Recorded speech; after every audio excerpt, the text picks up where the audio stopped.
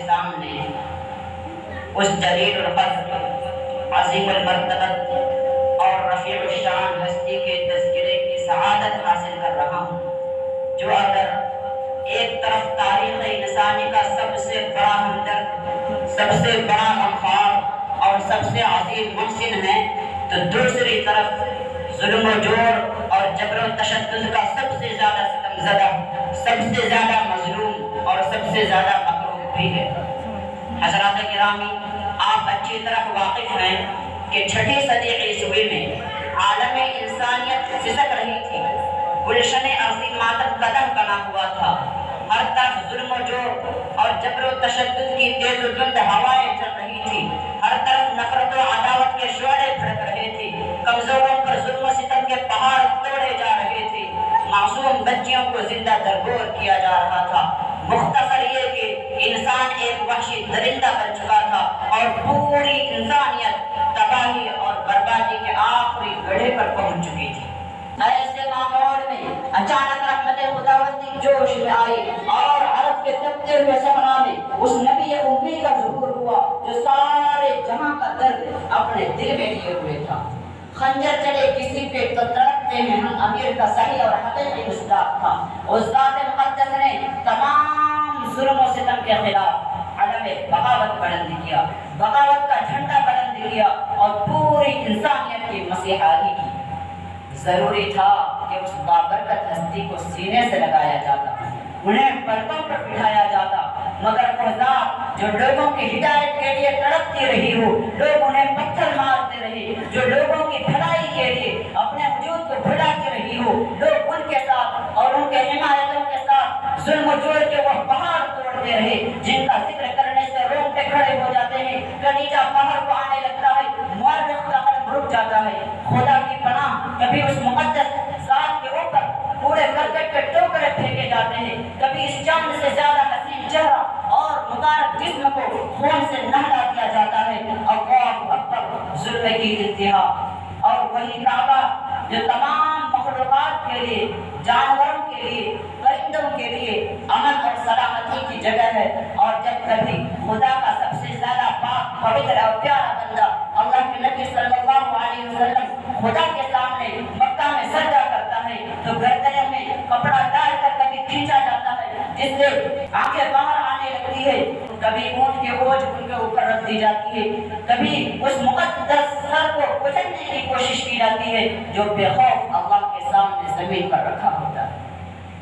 دوستو، تاریخ بتاتی ہے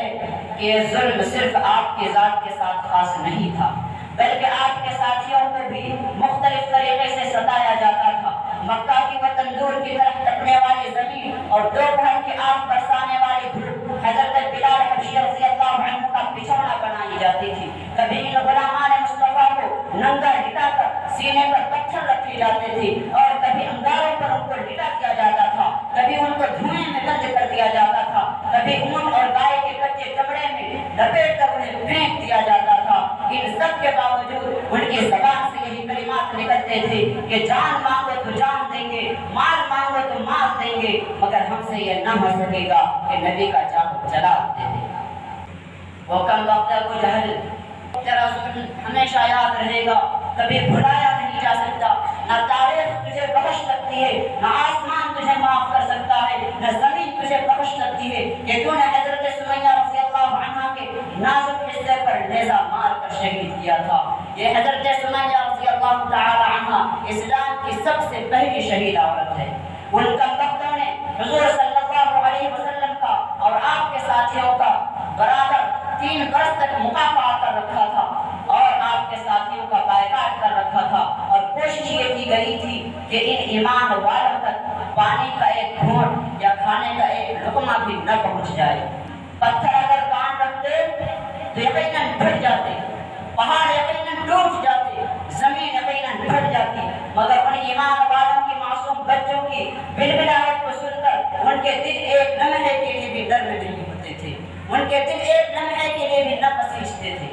یہ داستان ہے ان مظلوم و مغلوب اور اہل ایمان کی جو ظلم پر ظلم سہتے رہے، مگر پھر بھی ان کے لیے آج رات میں اٹھ کر دعائیں کرتے رہے اور ان کی کامیابی کے لیے رات دن تڑپتے رہے۔ محترم سامعین کرام، اطاعت کے جواب میں شفقت اور عقیدت کے جواب میں محبت تو سب کر لیا کرتے ہیں، مگر عداوت کے جواب میں شفقت یہ خصوصیت صرف اور صرف نبی کریم صلی اللہ علیہ وسلم کی ہے۔ اور اس تاریخ کی بات میں ایک مثال نہیں بلکہ تفسیر و حدیث، سیرت و تاریخ کی کتابوں کے صفحات بھرے پڑے ہیں۔ آئیے کتب سیرت کے اوراق کھولتے ہیں۔ رحمت للعالمین میں لکھا ہے کہ ایک مرتبہ مکے میں سخت قحط پڑا، یہاں تک کہ لوگوں نے مردار اور ہڈیاں تک کھانی شروع کر دی۔ ابو جہل ان ایام میں آپ صلی اللہ علیہ وسلم کا دشمن تھا، جو ہر وقت ایذا رسانی میں پیش رکھتا تھا، ہر وقت آپ صلی اللہ علیہ وسلم کو اور ایمان والوں کو تکلیف پہنچانے میں آگے رہتا تھا۔ آپ صلی اللہ علیہ وسلم کی خدمت میں حاضر ہوتا ہے اور کہتا ہے، اے محمد، آپ رحمتوں اور محبت کا درس دیتے ہیں، آج آپ کی قوم ہلاک و برباد ہو رہی ہے، آپ خدا سے دعا کیجیے کہ بارش ہو جائے۔ آپ صلی اللہ علیہ وسلم دعا کرتے ہیں اور بارش ہو جاتی ہے۔ یہ ہے آپ کے اخلاق ان لوگوں کے ساتھ جو جانی دشمن تھے، ظالم تھے، جو ہمیشہ دین کو مٹانے میں آگے رہتے تھے، جو ہمیشہ آپ صلی اللہ علیہ وسلم کو تکلیف پہنچانے میں اور آپ کو ختم کرنے میں ہمیشہ کوشش کرتے رہتے تھے۔ ایسے لوگوں کے لیے آپ صلی اللہ علیہ وسلم نے دعا بھی فرمائی، اور آپ صلی اللہ علیہ وسلم نے جب دعا فرمائی تو بارش ہو گئی۔ یہ ہیں آپ کے اخلاق اس محسن اعظم صلی اللہ علیہ وسلم کے، جو ہمیشہ اطاعت کے جواب میں، عقیدت کے جواب میں، دشمنی کے جواب میں، عداوت کے جواب میں شفقت اور رحمت کا معاملہ کرتا رہا۔ میرے دوستو، فتح مکہ کے موقع پر تو رحم و کرم کی انتہا ہو جاتی ہے۔ آپ صلی اللہ علیہ وسلم نے اعلان فرمایا، لا تثریب علیکم اليوم۔ علامہ شبلی نعمانی فرماتے ہیں کہ خطبے کے بعد آپ نے مجمع کی طرف ایک نظر کی تو تمام کفار مکہ، تمام جباران قریش آپ صلی اللہ علیہ وسلم کے سامنے سر میں بیٹھے تھے۔ ان میں وہ حوصلہ مند بھی تھے جو آپ کے راستے میں کانٹے بچھاتے تھے، ان میں وہ حوصلہ مند بھی تھے جن کی زبانیں نبی کریم صلی اللہ علیہ وسلم پر گالیوں کے بادل برسایا کرتی تھی، وہ بھی تھے جن کی طیب و سنان میں نبی کریم صلی اللہ علیہ وسلم پر بادل برسایا کرتی تھی، وہ لوگ بھی تھے جن کے حملوں کا سیلاب مدینے کی دیواروں سے آ کر ٹکراتا تھا، اور اس مجمع میں وہ بھی تھے جنہوں نے حضرت حمزہ رضی اللہ عنہ کو شہید کیا تھا، جگر کو چبایا تھا اور گلے کو نکال کر کے اس کا ہار بنایا تھا، کان کاٹے تھے۔ رحمت عالم صلی اللہ علیہ وسلم نے ان کی طرف دیکھا اور فرمایا، لا تثریب علیکم اليوم۔ اے لوگوں، تمہیں اپنی ماضی پر شرمندہ ہونے کی ضرورت نہیں ہے، تمہیں اپنے کیے ہوئے کاموں پر شرمندہ ہونے کی ضرورت نہیں ہے۔ آج تمہارے قصوروں کو میں معاف کرنے آیا ہوں، تمہارے غلطیوں کو معاف کرنے آیا ہوں۔ جاؤ ابو جہل کے رضاکاروں سے کہہ دو کہ آمنہ کا لال تمہیں قتال کی بھٹی میں جھونکنے نہیں آیا۔ الیوم یوم المرحم، عبداللہ کا یتیم آج تمہیں یتیم بنانے کے لیے نہیں آیا۔